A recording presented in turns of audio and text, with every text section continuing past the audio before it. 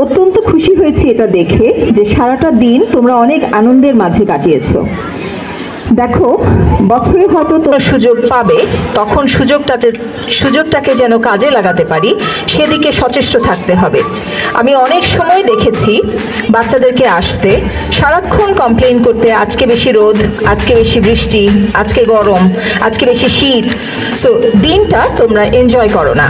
কিন্তু সেক্টর 12-এর এই প্রোগ্রামে আজকে উপস্থিত থেকে যেটা দেখে সবচেয়ে ভালো লাগলো সেটা হচ্ছে সারাটাক্ষণ তোমাদেরকে এনজয় করতে দেখেছি।